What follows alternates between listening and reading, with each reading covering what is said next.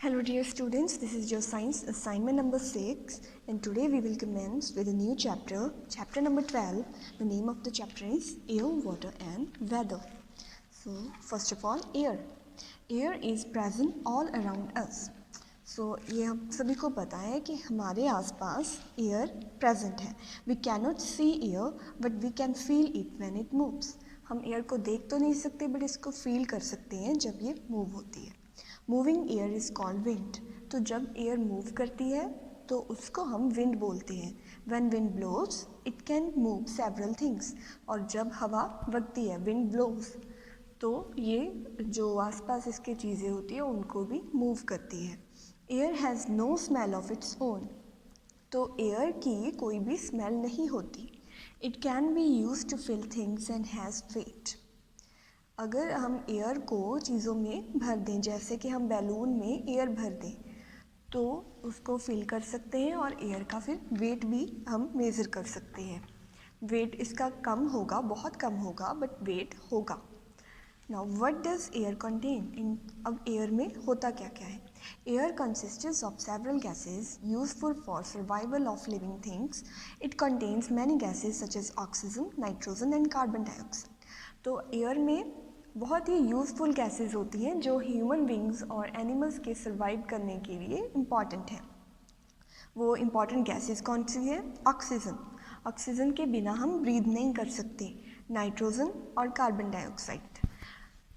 Air also contains dust particles, germs and smoke along with some amount of water known as water vapour. और air में क्या क्या होता है? Dust particles होते हैं, जर्म्स भी होते हैं एंड स्मोक, और थोड़ा सा अमाउंट होता है वाटर का और उसको हम बोलते हैं water vapours.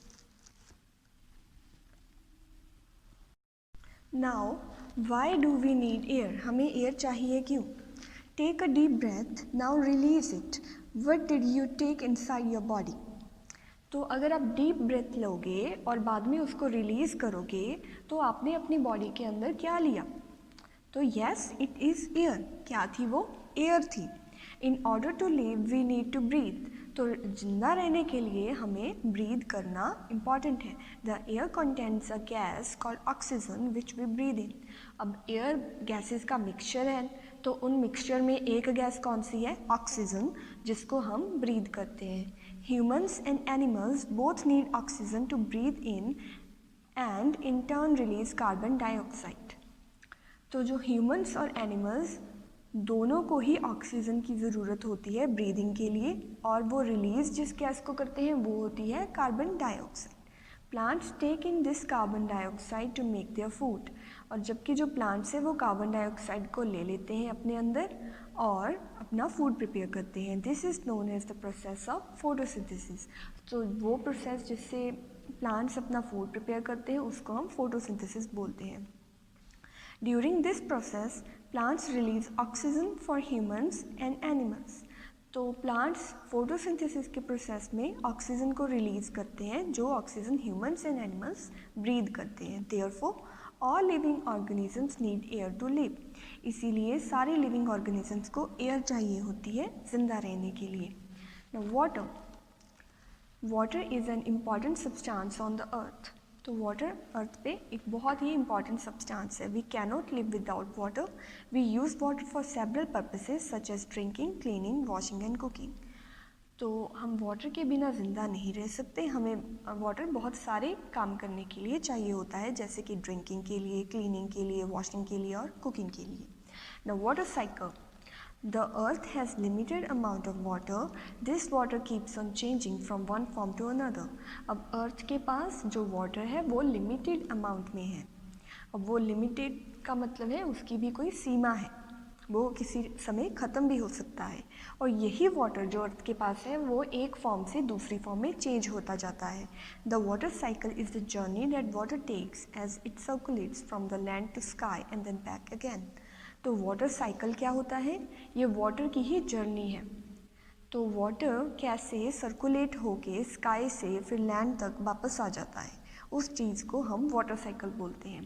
Plants play an important role in the water cycle. तो वाटर साइकिल में प्लांट्स बहुत ही इम्पॉर्टेंट रोल प्ले करते हैं.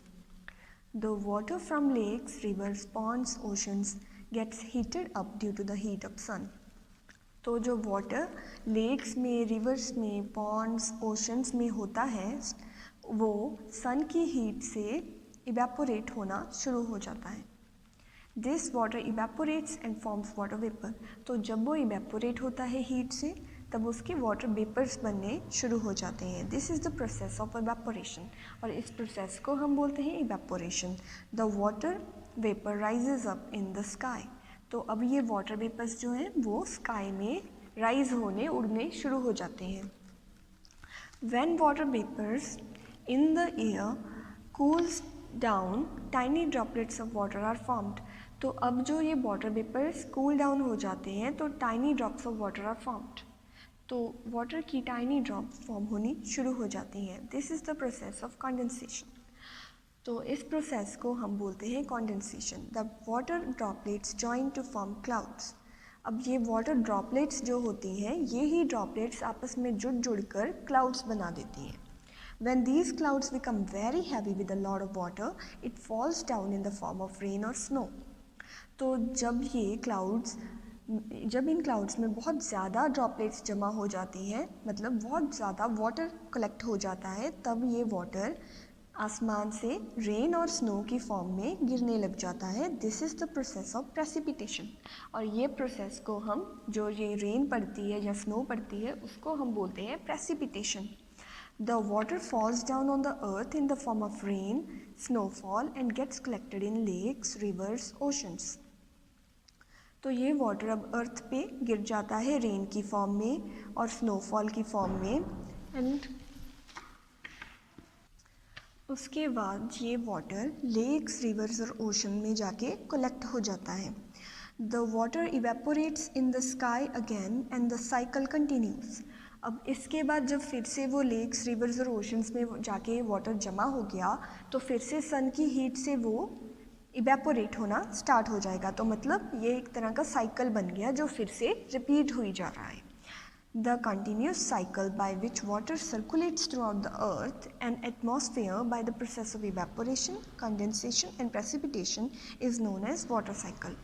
अब ये continuous cycle जो बन गया वाटर का कि वो पहले लेक्स में जमा होता है, फिर वो इवेपोरेट होता है, फिर उसमें कंडेंसेशन का प्रोसेस होता है, फिर प्रेसिपिटेशन होती है, तो इस प्रोसेस को हम बोलते हैं water cycle.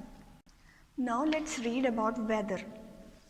Sometimes the day is cold or hot or sunny, sometimes it may become cloudy and rain. तो आपने नोटिस किया होगा कि कभी कभी दिन ठंडा होता है, कभी गर्म, कभी सूरज निकला होता है और कभी क्लाउडी होता है और रेन होती है. The different conditions such as hot, cold, windy, cloudy and rainy in our surrounding is called weather. तो इन्हीं सब चीज़ों को हम वेदर बोलते हैं, मतलब मौसम बोलते हैं. Why does the weather change? तो weather change क्यों होता है? The sun, the clouds, the rain and the wind affect the weather of a place. तो जो weather change क्यों होता है? क्योंकि sun, clouds, rain और wind किसी भी place के weather को affect करते हैं. इनकी वजह से weather change होता है. How does the sun influences the weather? तो sun की वजह से weather कैसे change होता है? Weather keeps changing on a day-to-day basis. तो जो वेदर है वो हर रोज़ चेंज होता है. It also differs at different times of the day. Sun is an important factor that influences the weather. तो वेदर अलग अलग जगह पे अलग अलग हो सकता है, तो सन इसको इफेक्ट करता है. Notice the position of the sun during morning and evening. तो आप सन की पोजिशन को मॉर्निंग और इवनिंग में जब नोटिस करोगे, in the morning and evening the rays of the sun are slanting and not straight. तो जब मॉर्निंग और इवनिंग में देखोगे आप सन को तो उसकी जो रेज़ आती हैं, सूरज की किरणें आती हैं, वो सीधी नहीं पड़ती, वो स्लैंटिंग होती हैं, थोड़ी सी टेढ़ी होती हैं. Therefore morning and evenings are cooler. और इसी वजह से धूप कम होती है मॉर्निंग में और मॉर्निंग्स कूल होती हैं. The days when the sun shines brightly and is not hidden behind the clouds are known as sunny days. अब जिन दिनों में क्लाउड्स नहीं होते उन दिनों में सन पूरा चमक रहा होता है, शाइन हो रहा होता है, तो वो दिन सनी डेज होते हैं. In the afternoon the sun is overhead and the rays fall straight. तो आफ्टरनून में जो सन है वो उसकी जो किरणें हैं वो पूरी सीधी पड़ती हैं। Therefore afternoons are the hottest time of the day. इसी वजह से जो आफ्टरनून है वो काफ़ी गर्म होती हैं। The nights are cool because there is no sun. तो नाइट के टाइम पे तो सन होता ही नहीं, तो इसकी रेज भी नहीं पड़ती, तो इसी वजह से नाइट ज़्यादा कूल होती हैं। How clouds and rain influences the weather. अब क्लाउड्स और रेन वेदर को कैसे इन्फ्लुएंस करते हैं। There are some days when you are not able to see the sun. This is because the rays of sun are blocked by the clouds. तो जब कभी भी क्लाउड्स होते हैं तो आपको पता है कि सन की रेज जो ज़मीन पे नहीं पड़ती, हम देख भी नहीं सकते सन को क्लाउड्स की वजह से। Such days are known as cloudy days. उन दिनों को हम cloudy days बोलते हैं। Dark clouds bring rain. Weather becomes cool after it rains. तो डार्क क्लाउड्स जो होते हैं, जो ज़्यादा काले बादल, घने बादल होते हैं, वो रेन करते हैं और उसी रेन की वजह से जो बाद में वेदर कूल हो जाता है। How wind influences the weather. अब विंड वेदर को कैसे इन्फ्लुएंस करती है। The gentle and slow moving wind is known as breeze. अब जो हल्की सी हवा चलती है उसको हम ब्रीज बोलते हैं। Strong wind sometimes accompanied by thunder and lightning is known as storm. तो जो स्ट्रॉन्ग विंड कभी कभी चलती है, बहुत तेज़ हवा चलती है जिसमें थंडर और लाइटनिंग भी होते हैं, उसको स्टॉर्म बोलते हैं, मतलब तूफान बोलते हैं। Storm can cause a lot of damage. ये बहुत ज़्यादा डैमेज भी कर सकती है। They can अप्रूट trees, damage the buildings and even blow of the roofs of the houses. तो ये ट्रीज़ को जड़ों से उखाड़ सकती है, बिल्डिंग्स को डैमेज कर देती है और रूफ्स को भी, घर की छतों को भी उड़ा देती है। अब वेदर के बाद आ गया seasons. When the average weather conditions remain more or less the same for a long period of time, then it is called a season. अब सीज़न क्या है। जब जो वेदर कंडीशंस है वो काफ़ी लंबे टाइम तक सेम रहे तो उसको हम सीज़न बोल देते हैं। It may extend up to a few months. मतलब लंबा टाइम कितना हो सकता है, एक मंथ, जहाँ थोड़े से months. In India we have 5 major seasons. India में हमारे पास 5 मेजर सीजन्स हैं। Summer, monsoon, autumn, winter and spring. तो सबसे पहले summer. During summer the weather is hot most of the time. तो गर्मियों में मौसम गर्म होता है। The days are longer and the nights are shorter. और दिन लंबे होते हैं और रातें छोटी होती हैं। There is a lot of sunlight and heat. We feel hot and sweaty. We feel thirsty and drink a lot of water. तो ऐसा ही होता है ना गर्मियों में कि सनलाइट और हीट भी बहुत ज़्यादा होती है जिसकी वजह से गर्मी होती है और पसीना आता है और हमें प्यास भी लगती है और हम बार बार पानी पीते हैं। Now monsoon. During monsoon most days are cloudy and rainy. The sun may not show up for days. तो मानसून के दिनों में क्लाउड्स छाए होते हैं और रेन पड़ रही होती है और सन कभी कभी नहीं भी शो होता है। Autumn. During autumn, the weather becomes dry for most of the days. It is neither hot nor cold in the season. Many trees shed their leaves in this season. तो autumn का जो पतझड़ का जो season होता है उसमें ना ही ज़्यादा हॉटनेस होती है और ना ही ज़्यादा कोल्डनेस होती है और कई ट्रीज़ इसमें लीव्स को भी शेड कर देते हैं। Winter. During winter most days are cold. We also see snowfall और फॉग इन सम एरियाज। तो विंटर के दिनों में बहुत ज़्यादा ठंड होती है और कई कई एरियाज़ में स्नोफॉल भी पड़ती है और कई एरियाज़ में फॉग, धुंध भी पड़ती है। Spring. The weather is slightly warm in spring. This is the season of beautiful flowers. तो स्प्रिंग का सीज़न काफ़ी वार्म होता है और ये सीज़न है ब्यूटीफुल फ्लावर्स का, कि इस सीज़न में बहुत ही ब्यूटीफुल फ्लावर्स भी ब्लॉसम करते हैं।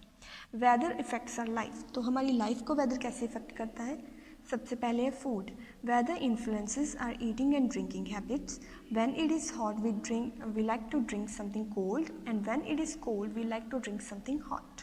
तो हमारे फूड को जो वेदर कैसे इफ़ेक्ट करता है कि जब गर्मी होती है तो हम ठंडी चीज़ें खाना और पीना पसंद करते हैं और जब ठंडी होती है तब हम गर्म चीज़ें खाना और पीना पसंद करते हैं। We get different types of fruits and vegetables in different seasons. तो अलग अलग सीज़न में हमें अलग अलग तरह के फ्रूट्स और वेजिटेबल्स भी मिलती हैं, such as watermelon, mangoes, corn, cucumber and lychees in summer. तो समर में हमें ये सब मिलता है। And mushrooms, carrots, lettuce and apples in winter. तो विंटर्स में ये सब मिलता है। अब clothing, the type of clothes we wear also depend on weather, तो जो कपड़े हम पहनते हैं वो भी वेदर पे डिपेंड करते हैं। In cold weather we need thick warm clothes and blankets, but when weather is hot we prefer thin and light color clothes। तो सर्दियों में हम गर्म कपड़े पहनते हैं और गर्मियों में हम ठंडे कपड़े पहनते हैं। Housing, the type of houses people live in also depend a lot on the type of weather in that region। In mountains and rainy areas people build houses with sloping roofs। In hot and dry areas the houses are built of mud walls and straw roofs। तो घरों का design भी weather पर depend करता है। जैसे जो लोग हिली एरियाज़ में रहते हैं, जब माउंटेन्स में रहते हैं, वहाँ पे बहुत ज़्यादा रेन पड़ती है, तो उनकी जो घरों की छतें होती हैं, रूफ्स होती हैं, वो स्लोपिंग होती हैं, मतलब थोड़ी सी तिरछी सी होती हैं, ताकि रेन उस पर ज़्यादा देर तक टिके ना और नीचे आके गिर जाए। So that's